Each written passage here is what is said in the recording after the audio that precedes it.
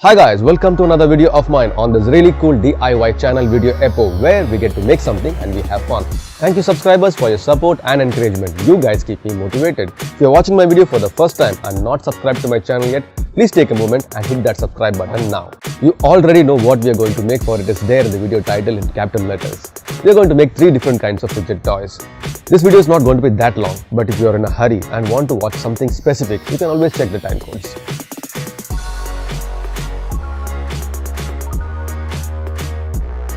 Now some of you might wonder what are fidget toys. Some people cannot, I repeat, cannot keep their fingers idle.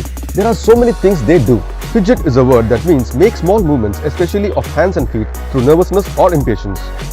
YouTube is exploding with these videos and everybody is making one. So what is special about these fidget toys? Well, it's fairly easy to make and very addictive. So let's get started. The most important ingredient of the fidget toy is the ball bearing. They come in various size and shape with varying ID, the inner diameter, OD, the outer diameter, and thickness as well. For our purposes, a ball bearing with inner diameter that fits in between the fingers should be ideal. The outer ring moves freely when we hold the inner ring. A vernier caliper is a good tool to measure the outside diameter. But if you don't have it, slide the bearing through the compass and the pencil and measure the distance between them. A note was made on the bearing and the diameter, from which we can get the radius of the same. For the body, I am going to use popsicle sticks, wooden reapers, and 2 mm thick aluminum plates. Once the shape was roughly visualized, a sketch was made. This gives us the rough idea of how it would look like. A fidget with 4 corners could come to rest much faster, so making it in the shape of a triangle is a good option. The rough drawing looks like this. Using a bit of basic geometry can help us do a final sketch. I recommend making photocopies, scan or design this on a PC. We might not get everything right in the first time. The shape was then cut and pasted on the desired medium. The outline was roughly cut using a hacksaw. I carefully chose the bearing for which I have the corresponding spade bits. Then the hole were drilled, and be cautious here not to break the frame as they can get really fragile here.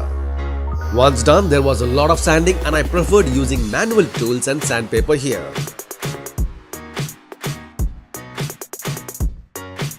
Bearing fits snugly here except for the center one, which is a bit loose. A layer of cellophane tape will fix this quickly.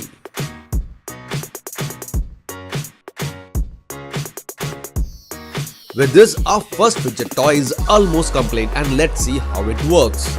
It comes to a halt quickly because the fingers are still touching the outer diameter. This can be avoided if we add washers, nuts and bolts to the inner ring. This is the test after making those corrections.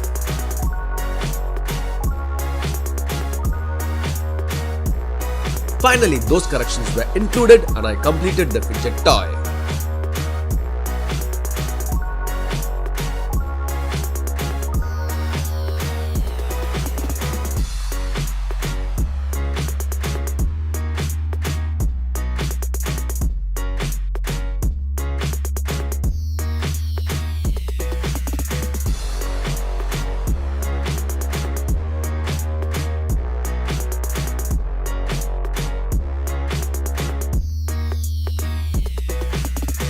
For the second one, I laid the popsicle sticks to get the required size. Then using wood glue, I stacked and glued them for about 3 layers to match the thickness of the bearings I will be using.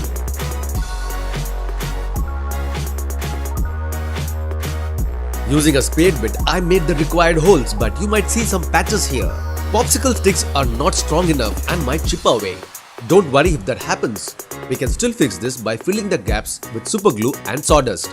Now you know why it's good to collect the sawdust and keep it ready for some good use. This can be smoothened further by sanding or filing. Then the center bearing was fit to check. I'm using a spare bearing for these checking purposes so that the main bearing is not getting damaged. After fitting all the other bearing, this one too has the inner diameter touching the fingers. Hence it was 2 feet with a bolt in the center. Since the popsicle frame is fragile, I could not make the design as organic I thought, but this shape is working good too. The bearings were popped out and it was spray painted for a better look. With this, the second fidget toy of this video is complete.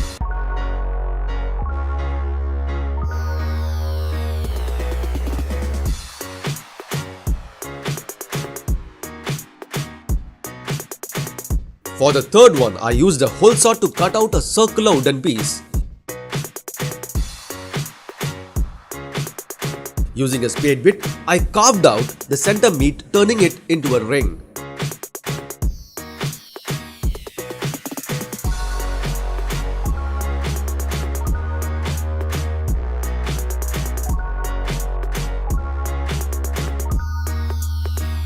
After a bit of filing and sanding, the bearing was able to fit in.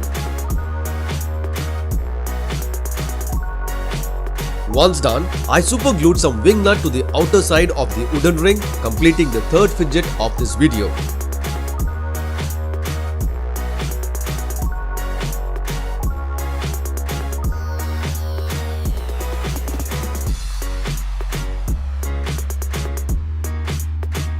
I'm making another one with aluminum, which is still under process. I will update you with another video once it's getting completed.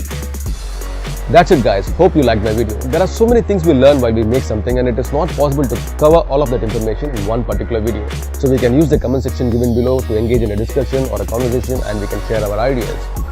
Please subscribe to my channel Video Epo, and as always, thanks for watching.